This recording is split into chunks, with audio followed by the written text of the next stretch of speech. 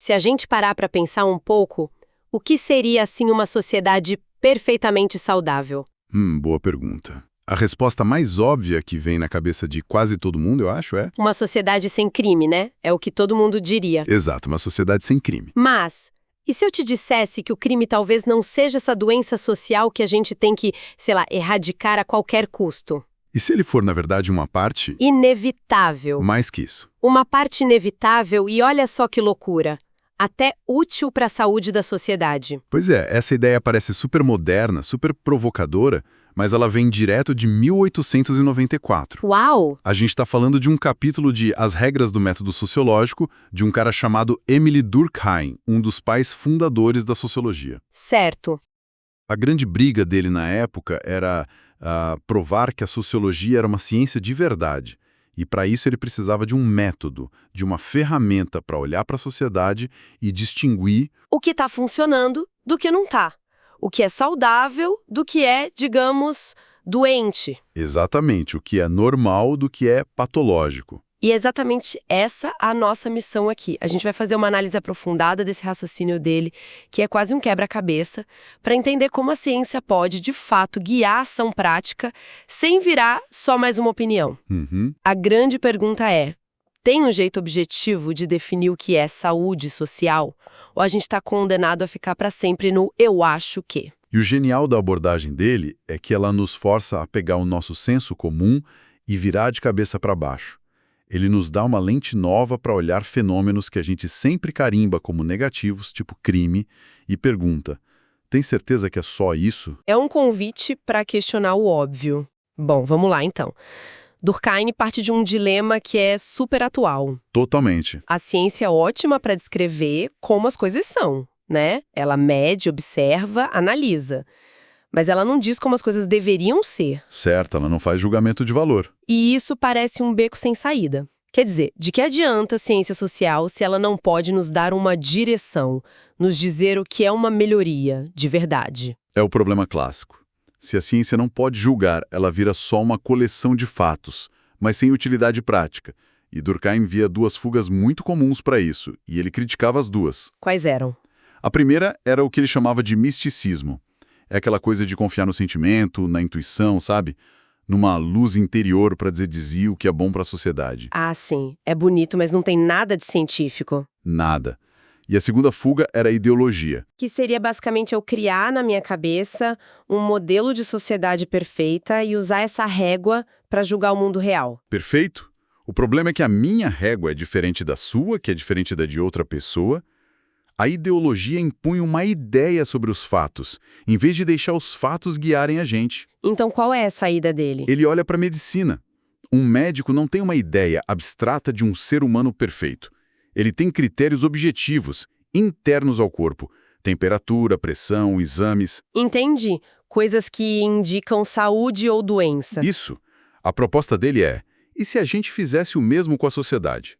Encontrar um sinal vital, algo que a gente possa medir nos próprios fatos sociais. Ah, que interessante. Então, se a gente concorda que saúde é algo bom, a ciência finalmente ganha um propósito prático, nos ajudar a manter ou restaurar essa saúde social. É a ponte que ele tenta construir entre o conhecimento científico e a ação. Uma ponte sólida, baseada em evidências, não em achismos. Ok, faz muito sentido. Mas para essa bússola funcionar, ela precisa de um critério objetivo. E o primeiro passo dele é mostrar por que as ideias mais óbvias não funcionam. Por exemplo, doença é o que causa sofrimento. Parece lógico, né? Parece super lógico. Mas ele mostra que não é bem assim. Existem doenças gravíssimas que são completamente indolores, pelo menos no começo. Verdade. E do outro lado tem coisas normais, fisiológicas, que causam um sofrimento terrível. Ninguém diria que o parto é uma doença ou que sentir fome é patológico. Certo. Então o sofrimento já foi descartado. E a ideia de adaptação? Saúde serve estar perfeitamente adaptado ao ambiente? Também não. Porque o que é perfeitamente adaptado? É vago demais. E a outra ideia de que doença é o que diminui as chances de sobrevivência também cai por terra. Como assim? Ele dá exemplos ótimos.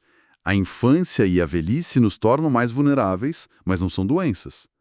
Ele cita a menstruação, que se acreditava na época que aumentava a suscetibilidade a doenças, mas a ausência dela, a amenorreia, é que é um sinal de doença. O ponto, então, é que todas essas tentativas tentam definir a essência da saúde. E isso é complicado demais. Exato.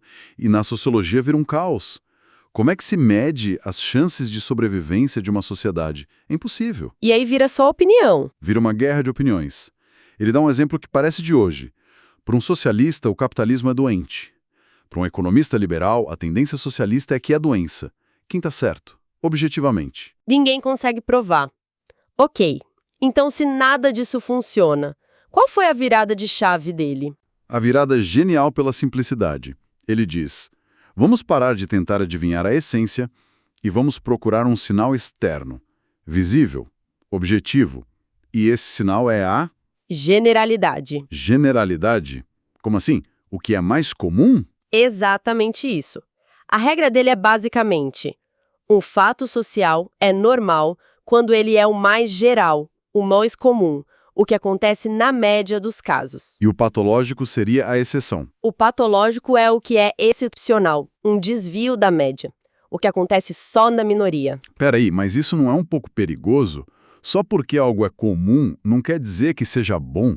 A escravidão já foi geral em muitas sociedades. Ótima pergunta. É a objeção perfeita. E é por isso que ele adiciona duas nuances cruciais. A primeira é relatividade ao tipo social. O que é normal para uma tribo não é normal para uma nação industrial. E a segunda? A segunda, talvez a mais importante. Relatividade à fase de desenvolvimento. O que é normal para uma sociedade jovem, em ascensão, pode ser patológico para uma em declínio. Entendi. Então, no caso da escravidão, ele talvez argumentasse que ela foi normal para uma certa fase de certas sociedades, mas quando as condições mudam, ela se torna patológica, um resquício. Exatamente isso. A generalidade não é um cheque em branco, é um indicador. Para Durkheim, se algo se tornou geral, não foi por acaso. Foi porque, naquele contexto, aquilo estava ligado às condições de vida da sociedade. Era funcional. É um critério que vem dos fatos, não de um ideal moral que a gente projeta no passado. Isso.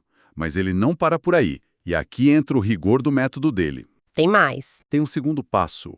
Uma prova dos 9. Não basta você observar que um fato é geral. Você precisa explicar por que ele é geral. Conectar essa generalidade com as condições de vida da sociedade. Para confirmar que não é só uma aparência. Exato. Para confirmar que a normalidade está, como ele diz, fundamentada na natureza das coisas. Imagino que isso seja fundamental em épocas de mudança, de transição. É crucial, porque um costume antigo pode continuar geral só pela força do hábito, por inércia, mesmo que já não sirva para nada. Nesse caso, a explicação científica vai mostrar que ele já se tornou patológico. Ok, o método está claro: observar a generalidade e depois explicar o porquê dela. E agora vem a prova de fogo. Ele aplica isso no exemplo mais radical possível. O crime. Exatamente. Se tem uma coisa que todo mundo concorda que é uma doença social, é o crime. E não estava diminuindo com o progresso, pelo contrário. Muito pelo contrário. As estatísticas do século XIX que ele analisava mostravam um aumento constante. Um salto de 300% na França. Nossa! Então, o crime preenche todos os requisitos da generalidade. É universal. Portanto, pela regra de Durkheim, a existência do crime é um fenômeno normal. Uau! Só essa afirmação já é explosiva. Mas ele faz uma ressalva importante, né? Sim, fundamental. Ele não está dizendo que qualquer nível de crime é normal. Ele diferencia a existência do crime da sua taxa. Uma taxa de criminalidade muito alta ou muito baixa pode ser, sim, patológica. Entendi. Mas a presença de uma certa criminalidade, um certo patamar, isso é um fato social normal. Tá, então se o crime é normal, o que a gente faz com essa informação? A gente só aceita que é um mal inevitável e pronto? É aí que ele dá o passo mais radical de todos. Durkheim não diz só que o crime é normal e inevitável. Ele afirma que o crime é um fator de saúde pública, que ele é necessário. Necessário? E útil. Útil para toda a sociedade sã. Ok, agora deu um nó na minha cabeça. Como algo que a gente condena, que causa dor, pode ser útil? Qual é a lógica disso? Ele apresenta duas razões principais, e as duas são fascinantes. A primeira, o crime é indispensável para a evolução da moral e do direito. Como assim? Ele nos convida a fazer um exercício mental. Imagine uma sociedade sem crime. Para isso acontecer, a consciência coletiva, os valores de todo mundo teriam que ser tão fortes, tão intensos, que ninguém jamais desviaria 1 milímetro. Seria uma sociedade de conformidade absoluta. Uma rigidez total. Exato. Mas mesmo que isso fosse possível, o crime não desapareceria. Ele só mudaria de forma. Porque no momento em que a sociedade se torna unanimemente forte contra o homicídio, por exemplo, a sensibilidade moral de todo mundo aumenta. E essa sensibilidade aguçada começaria a reagir com a mesma força a atos que antes a gente considerava só uma indelicadeza. Entendi. As pequenas transgressões se tornariam os novos grandes crimes. Ele usa uma analogia brilhante. Imagine uma sociedade de santos, um mosteiro perfeito. Lá, as menores faltas, um gesto impaciente, uma palavra um pouco mais dura, provocariam o mesmo escândalo que um crime grave provoca aqui fora. A fofoca no refeitório seria sobre quem não poliu os sapatos. Exatamente isso. Então, a ausência total de crime é uma impossibilidade lógica. Mas tem a segunda razão, que é ainda mais poderosa. E qual é? O crime, às vezes, é o próprio motor da mudança. O motor? Pensa bem. Para que a moral e o direito possam evoluir, os sentimentos coletivos não podem ser petrificados. O crime é a prova viva de que essa rigidez não é total. E aqui vem a conexão genial. Estou curiosa. Para que a originalidade do gênio, do reformador, da pessoa que está à frente do seu tempo, possa se manifestar, é preciso que a originalidade do criminoso, que está atrás do seu tempo, também seja possível. Uau, uma não existe sem a outra. São dois lados da mesma moeda, da individualidade se afirmando contra a pressão do grupo. Peraí, então ele está dizendo que a gente precisa de pessoas que quebram as regras para não ficarmos estagnados, que o criminoso, de certa forma, abre uma brecha no muro da conformidade, por onde o gênio pode passar depois? Em muitos casos, sim. E às vezes o próprio crime é uma antecipação da moral do futuro. O exemplo clássico que ele usa é Sócrates. Sócrates. Pelas leis de Atenas, Sócrates era um criminoso. Foi julgado e condenado de acordo com as regras da época, mas o crime dele... A independência de pensamento. Exato. Foi fundamental para preparar uma nova moral, uma nova filosofia. O mesmo vale para os hereges na Idade Média, que hoje a gente vê como precursores da liberdade de pensamento. O crime deles era necessário para que as transformações que vieram depois pudessem acontecer. Isso muda tudo. A implicação é radical. O criminoso deixa de ser um corpo estranho, um parasita. Ele se torna um agente regular e às vezes até essencial da vida social. E a punição, a pena, não pode mais ser vista como uma cura. A função dela tem que ser outra. Exatamente. Isso vira a criminologia de ponta cabeça. A pergunta muda de como eliminamos o crime para qual é a função do crime e da punição nesta sociedade, neste momento. É uma mudança de perspectiva total. Saímos de uma visão moralista para uma funcional científica. Uau! Que jornada! Recapitulando então. A gente começou com o problema de como a ciência pode nos guiar.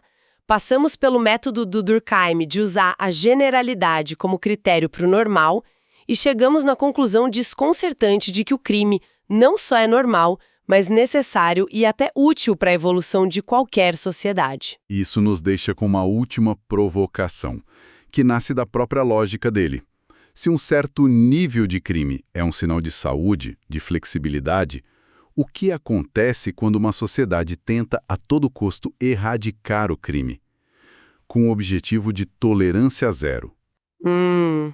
Ao perseguir essa utopia, será que essa sociedade não estaria, sem perceber, se tornando tão rígida, tão intolerante a qualquer desvio, que acaba sufocando não só o crime, mas também a inovação, o progresso e a própria liberdade que permite o surgimento de um novo Sócrates?